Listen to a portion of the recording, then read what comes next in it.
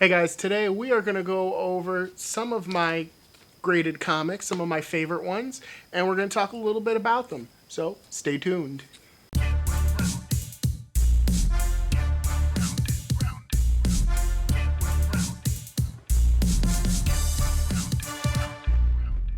Hey guys, welcome back to The Well-Rounded Dude. My name is Chris. If you're new here, welcome. On this channel we cover a whole bunch of topics, trying to elevate you to that well-rounded status. Today we're going to do a little bit of a fun topic. We're going to cover graded comic books. You guys know that I am a huge comic book fan. I have a ton of comics in my collection. I have a few here. I'm not going to show them all to you. I'm going to show you some of my favorite ones, some of the ones that are worth a little bit more, and let's get started. So if you're new to collecting comics, you may not know much about grading. There are two companies that handle the majority of the grading. There could be some other ones that I'm not aware of and won't be mentioned in this video. But the big two, in my opinion, are CGC and CBCS. I personally believe that CGC is the better company, but I do have some CBCS books in my collection, and there's a few reasons for that. But basically, what the CGC does is if you buy a comic and you really want it to stay in that condition and it's worth a lot of money, you can send it to them. They will have professional, authorized graders look through your book with a fine-tooth comb. I mean, they put on the white gloves. They're looking at it, you know, with those little binoculars, like up real close, looking at it, trying to find any kind of imperfections. They will then give your book a grade, and it goes into their system, along with a serial number and a barcode. We'll have a close-up for you on screen, but it's like right there. Now the grade is from the lowest of the low is usually, you know, like a 0 or usually like a 0.5. That's no good. And it goes all the way to 10. 10 books are extremely hard to find, and they are worth the most. We're talking like a lot of money here. Same thing with 9.9. Little less value, but you're talking a lot. So the main average you're going to find, or the best grade that you can find, I should say, is usually a 9.8. 9.8 is usually what everybody has, and it's hard because even when you buy a comic book off the shelf, there is some damage to it. That's why 9.9s and 10s are so hard to find. So you guys may be wondering, like, why should you pay the money to have them graded? Well, if you have a valuable book and you want it to stay that way forever, going with one of these grading services is the best way to go. It's the only way to do it. Just sticking it in a bag and board is not going to keep your book in pristine condition or the condition that it's in forever. Like I said, after they grade it, they look over it, they put it in, as you guys can see here, in this hard plastic. I mean, it's stiff. This hard plastic case. They suck the air out so it's airtight, and there's a piece of paper, of microfiber paper that goes between the cover, both covers, the front and the back, and all my information is up here and the grade that they give this, and they mail it back to you, and your book will stay like this forever. And as you guys can see here, this is one of my favorite ones. It's one I did in the intro. I showed you guys this in the intro.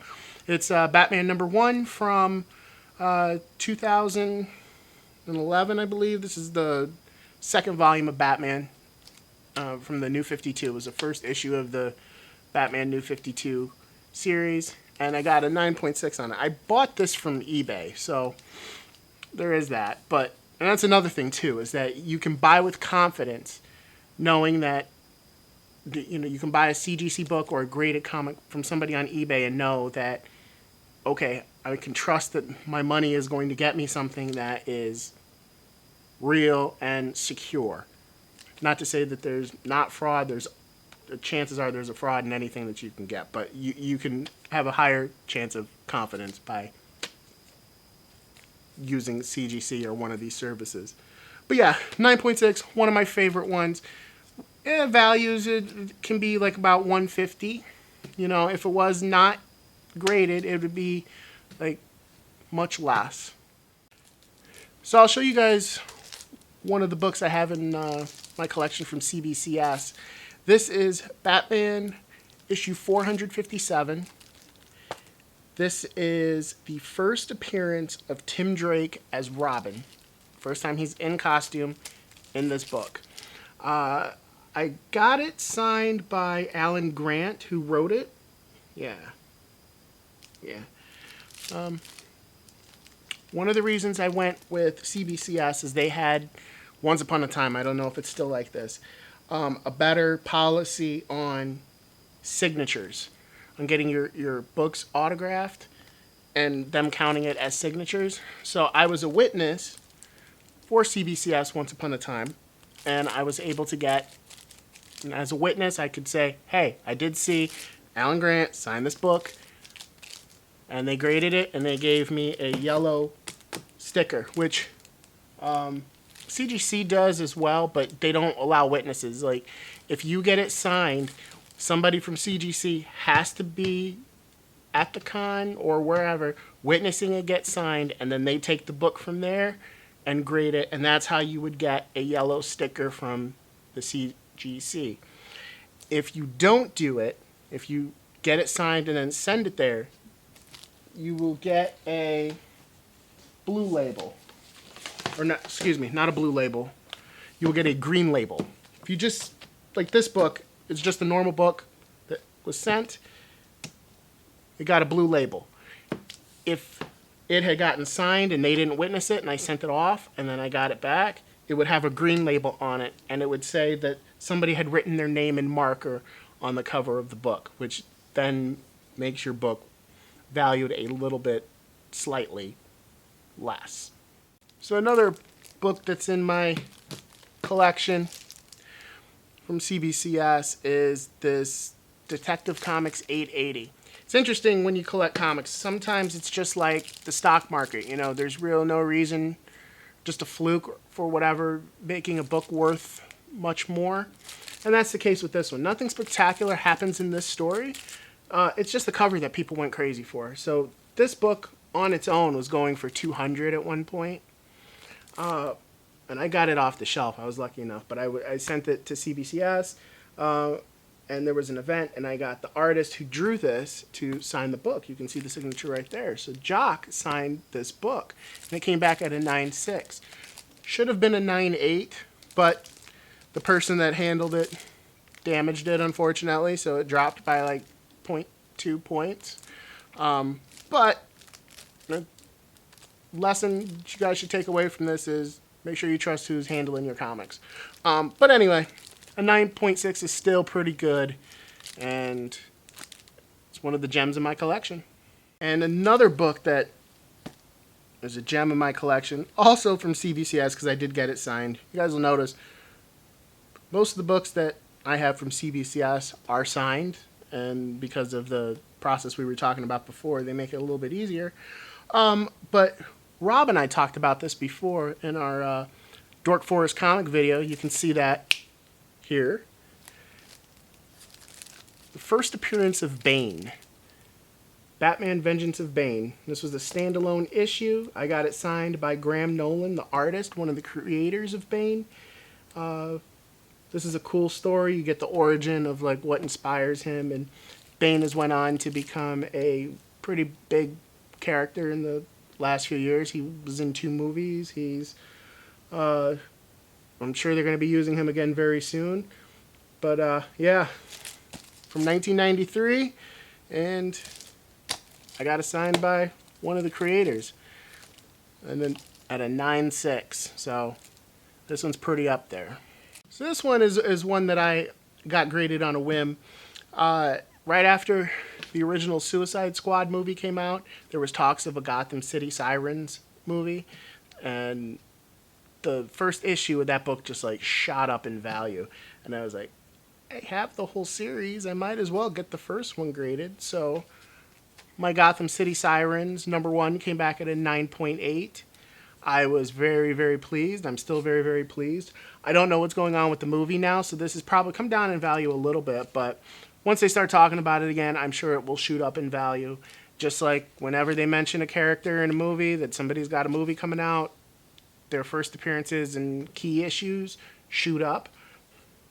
So, yeah. Just one in my collection that I had to get graded. This book right here is probably one of the biggest gems in my collection. Batman, The Killing Joke. I bought the book off eBay, came back at a 9.8. I was extremely lucky. For those who don't know, this is a huge story. A lot of Joker stories are inspired by this book. This is the book where Joker cripples Batgirl. He shoots her in the spine, and he proceeds to try to drive Commissioner Gordon insane, and all the while we're getting like one of the Joker's many origins, because as he most famously said, he's like, he doesn't remember how things go, but if he's going to have an origin, he prefers it to be multiple choice. So it was the first time we got like a glimpse into his psyche and learned a little bit of one of his potential origins. But this book became one of the most popular Joker stories. It's referenced almost all the time, and I'm proud to have this book in my collection at a 9.8. And this last one I'm going to show you, it is also one of the greatest, biggest gems in my collection. It's also one of my biggest regrets too, unfortunately. This is the Batman Adventures number 12. What's notable about this book, it's from CBCS, or that I got it graded from CBCS, but what's notable about this book is this is the first imprint of Harley Quinn. At this point, if you guys don't remember, Harley Quinn, who's now very popular in both Suicide Squad movies and a solo movie of her own, she was created for Batman the Animated Series.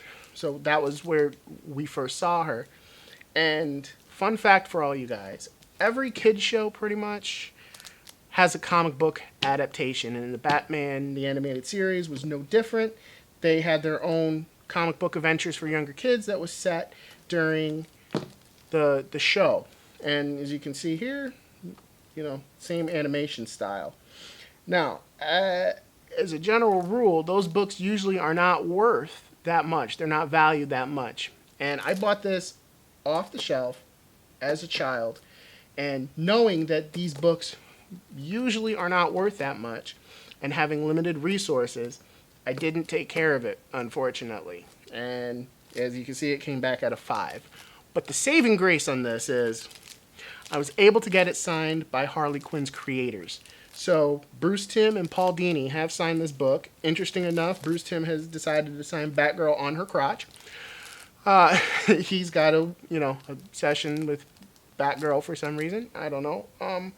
But that makes this book, it brings it back up in value just a little bit, because while most people may have a higher grade copy of this, they don't have both of the creators' signatures on the book. And I'm sure even if they do, Bruce Timm did not sign Batgirl's crotch like he did on my copy. So, in your face. Alright guys, that's going to do it for this week's video. I hope you enjoyed it. I hope this was fun for you. Down in the comments, let me know. Drop a like if you liked, a video like this. It's a little off of our normal topics, but there's a lot of things that go into being a well-rounded dude. But I hope you enjoyed it, and please be sure, if you're in the market for comic books, please do check out Dork Forest Comics. My buddy Rob does a fantastic job over at that store. He deserves your business. Please go check him out. And please be sure to like, subscribe, comment, and share. All that helps me fight the YouTube algorithm. So help me be a warrior against the YouTube algorithm, okay, guys? And be sure to check out thewellroundeddude.com. Dude15 gets you 15% off your total purchase. We have a bunch of cool stuff there, like t-shirts and hoodies and leggings and mugs and stickers and all kinds of cool things. So be sure to check that out, and we will catch you in the next one, guys. Peace.